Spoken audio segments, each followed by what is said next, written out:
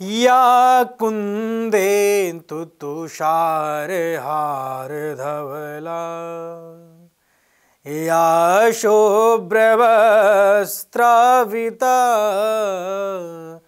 या वीणावरदण्डमण्डतिकरा या श्वयदपद्मासना या श्वयत पद्मासना। नमस्कार, बहुत स्वागत है। मैं हूं आपके साथ स्वामी नित्यानंद। आज आप सभी के समक्ष उपस्थित हूं मिथुन राशि वालों का मासिक राशि फल लेकर के। कैसा रहेगा अप्रैल का यह शुभ महीना और क्या कुछ हैं आपके जीवन में बड़े परिवर्तन, किन किन बातों का रखना है आपको खास ख्याल, आपका व्यापार कैसा होगा, आपका परिवार कैसा होगा, आपका संतान कैसा होगा, आपकी जॉब, आपकी अर्धांगिनी का जीवन, आपकी लव लाइफ, आपका फाइनेंशियल लाइफ, आपके जीवन में हम उस अहम मुद्दे पर चर्चा करेंगे जिसकी आपको सख्त आवश्यकता होती है और जिसके बारे में आप जानने के लिए सदैव उत्सुक रहते हैं। तो बिना देर किए हुए हम करते हैं वीडियो की शुरुआत। मिथुन राशि वालों के जीवन में इस अप्रैल के माह में 9 अप्रैल के बाद प्रेम संबंध में अच्छी स्थिति दिखती हुई नजर आ रही है। 9 अप्रैल के बाद आपके प्रेम संबंध में आपके प्रेमी का, आपके प्रेमिका का अद्भुत साथ मिलता हुआ दिखाई दे रहा है और आप एक दूसरे के जो अभी तक विवाद चल रहे थे या आप एक दूसरे के अभी तक मिसअंडरस्टैंडिंग आप दोनों के बीच में चल रही थी, ये स्थितियां खत्म होती हुई नजर आ रही हैं और ईश्वर की कृपा होगी तो अगर आप अभी 9 अप्रैल के बाद आप अपने प्रेम को इजीली मैरिड में कन्वर्ट करने में सफल रहेंगे। उपाय आपके लिए यह है कि जितना हो सकता है मां कात्यायनी की आप पूजा करें। मां कात्यायनी की कृपा होगी तो आपको जरूर बहुत सुंदर और बहुत उत्कृष्ट सफलता प्रदान होगी। अब हम बात करते हैं अपने प्रिय जातक जातिका मिथुन राशि वालों के जॉब के बारे में। जो मिथुन राशि के जातक जॉब के लिए चिंतित थे, परेशान थे, निराश थे, उदास थे, आपको जॉब 7 अप्रैल के बाद आपको जॉब के लिए ट्राई करना चाहिए। आपको 7 अप्रैल के बाद जॉब को लेकर के प्रयास करना चाहिए। निश्चित ही आपको 7 अप्रैल के बाद जॉब में आपको अद्भुत सुधार प्रदान होगा और आपके जॉब के क्षेत्र में अच्छी स्थितियां प्रदान होंगी। आपके लिए उपाय यह है कि अगर हो सकता है तो भगवान शंकर की आप आराधना करें। आपके जॉब के मनोरथ अतिशीघ्र पूर्ण होंगे। अगर हम बात करें मिथुन राशि वालों के स्वास्थ्य के बारे में तो स्वास्थ्य में आपको अच्छी स्थिति प्रदान होगी। स्वास्थ्य आपका अगर काफी समय से, लंबे समय से आपकी दवाएं चल रही थी, लंबे समय से आप हॉस्पिटल के चक्कर लगाते लगाते परेशान चल रहे थे, तो आपको 13 अप्रैल के बाद स्वास्थ्य में सुधार दिखाई देगा और 13 अप्रैल के बाद आपकी स्वास्थ्य की सभी समस्याएं जड़ से खत्म हो जाएंगी। अगर हम बात करें विद्यार्थियों के बारे में तो विद्यार्थी के लिए थोड़ा सा यह अप्रैल के महीना चुनौती भरा है। विद्यार्थियों के लिए काफी स्ट्रगल होगा। 6 अप्रैल से ही आपके जीवन में संघर्ष चालू हो जाएगा और यह संघर्ष पूरे महीने तक चलेगा। आपको काफी अधिक मानसिक स्ट्रेस, मानसिक चिंताएं सता सकती हैं। 6 अप्रैल के बाद विद्यार्थियों के लिए समय बहुत अच्छा नहीं होगा। अब अगर हम बात करें आपके व्यापार के बारे में तो जो मिथुन राशि के जातक हैं और व्यापारिक चिंताएं बहुत टाइम से अगर आपके जीवन में चल रही थी तो आपको 3 अप्रैल से लेकर के 19 अप्रैल तक का समय आपके लिए अनुकूल होगा। 3 अप्रैल से लेकर के 19 अप्रैल तक आपको व्यापार में अच्छा लाभ मिलता हुआ दिखाई दे रहा है। मतलब आपको गोल्डन टाइम बोल सकते हैं कि आपके लिए यह समय गोल्डन टाइम होगा। बाकी के समय में आपको थोड़ी समस्याओं को फेस करना पड़ सकता है। अब अगर हम आपके बात करें आर्थिक जीवन की, तो जो मिथुन राशि के जातक हैं आर्थिक तंगी से परेशान थे, आर्थिक धन आ नहीं रहा था या धन रुक नहीं रहा था, 11 अप्रैल के बाद धन आएगा भी और धन रुकेगा भी। 11 अप्रैल तक आपको प्रॉब्लम थोड़ी सी फेस करनी पड़ेगी। उपाय आपके लिए यह है कि जितना हो सकता है आप माँ लक्ष्मी की आराधना करें। माँ लक्ष्मी की आराधना से आपके जीवन में धन की तंगी खत्म होगी। अब हम बात करते हैं आपके धर्म क्षेत्र की।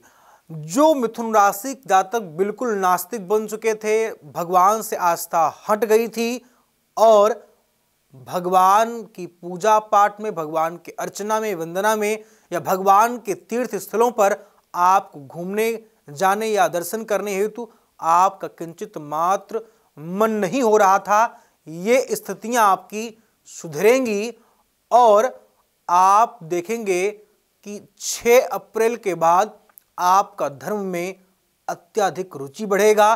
धर्म में आपकी एक्टिविटीज काफी सक्रिय होंगी और आपके लिए ये बड़ा सुंदर संदेश है। अब अगर हम बात करें आपके कैरियर के बारे में, तो कैरियर आपका सेटल्ड होता हुआ दिखाई दे रहा है। जो समस्याएं हैं केवल 5 अप्रैल तक हैं।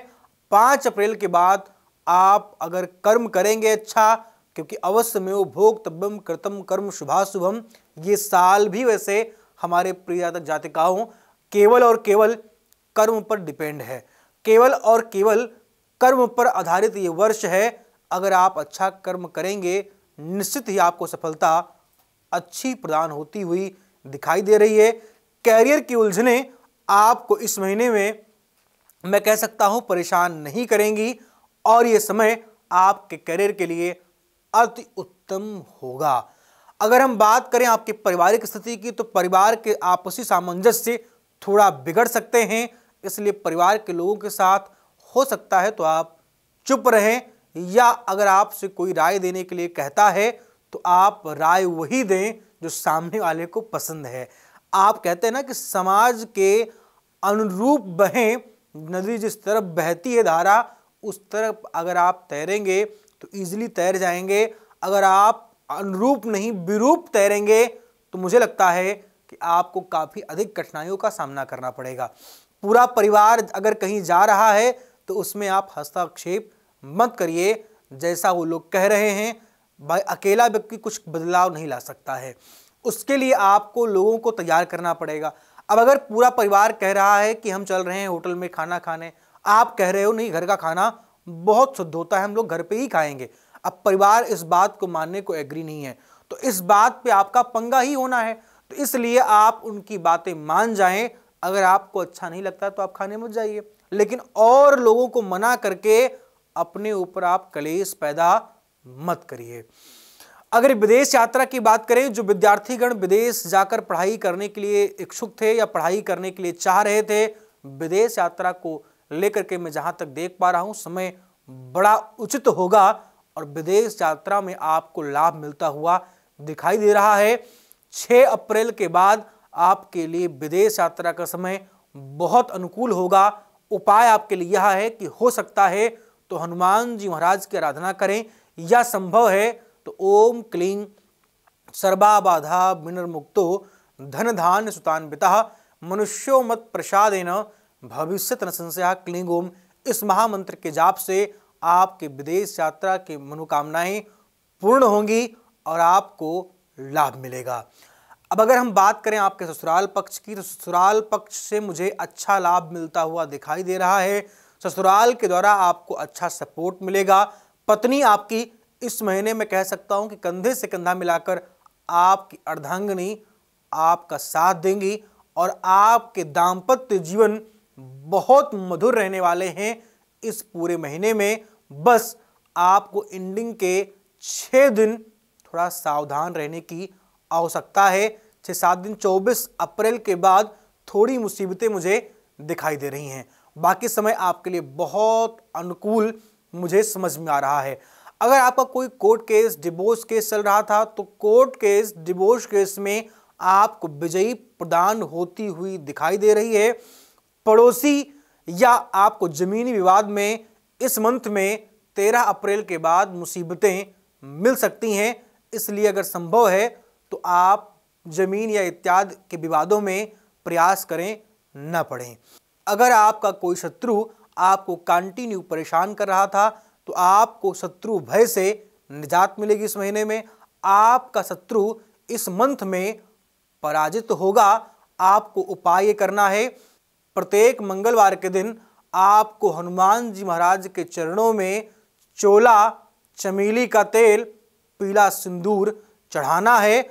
और अगर संभव है तो पान की पत्ती की माला या तुलसी जी की माला हनुमान जी के गले में आप चढ़ाएं और अपने शत्रु विनाश की मनोकामना को मन में रखते हुए अगर आप ये उपाय करेंगे, निश्चित ही आपके शत्रु का विनाश होगा, शत्रु आपका पराजित होगा। मानसिक चिंताएं आपको थोड़ा सा इस महीने परेशान करेंगी। आप अपने ऊपर अधिक से अधिक समय दें और खुद को सोचें कि मैं कर क्या रहा हूं, किस दिशा में मेरा जीवन जा रहा है, किस क्षेत्र में मुझे जाना चाहिए। बिना विचारे जो करे सो पाछे पछताए, काम बिगाड़ो आपनो और जग में करे हंसाए। मित्र, अगर आप कोई भी काम बिना विचार किए हुए, बिना सोचे और समझे करेंगे तो आपको निश्चित, आपको पता है कि बहुत सारी कठिनाइयों का सामना करना पड़ेगा। तो इसलिए मेरी आपसे आग्रह है कि बिना विचारे कोई कार्य ना करें, आपके लिए अति उत्तम होगा। फिलहाल अगर आप अपने जन्मांक चक्र के बारे में हमसे जानकारी चाहते हैं तो आप हमें, जो आपके स्क्रीन पे नंबर फ्लैश हो रहे हैं, इस नंबर पर फोन करके हमसे जुड़ सकते हैं, जान सकते हैं अपने और अपनों के बारे में। कभी भी किसी ज्योतिषी को अपनी पत्रिका दिखाएं तो अपने प्रश्न और अपनी प्रॉब्लम्स सदैव छुपा कर रखें, तभी आप एक सही ज्योतिषी का, मैं कह सकता हूं कि, चुनाव कर पाएंगे। आपके लिए इन उपाय हैं और ये बातें हैं, आप सब अपने ऊपर रिलेट करिएगा और मुझे कमेंट करके जरूर बताइएगा कि आप पर कौन कौन सी बातें और कौन कौन सी तारीखें हमारी सटीक और आप पर रिलेट कर गई। फिलहाल इस वीडियो में बस इतना ही। आगे हम फिर मिलेंगे किसी नए टॉपिक, किसी नए विषय के साथ। तब तक अपना बहुत ख्याल रखिएगा, अपना बहुत ध्यान रखिएगा। हमें आपकी बहुत चिंता है और मैं आप सबके लिए सदैव चिंतारत हूँ। आप सबके लिए मैं सदैव बहुत सारे शोध, बहुत सारे खोज कर रहा हूँ और आने वाला समय आप खुद ही देखेंगे कि गुरुजी, आपने सच में मुझे प्रॉमिस की थी तो आपने हमारी प्रॉमिस को पूरा किया। नमस्कार, जय सीताराम।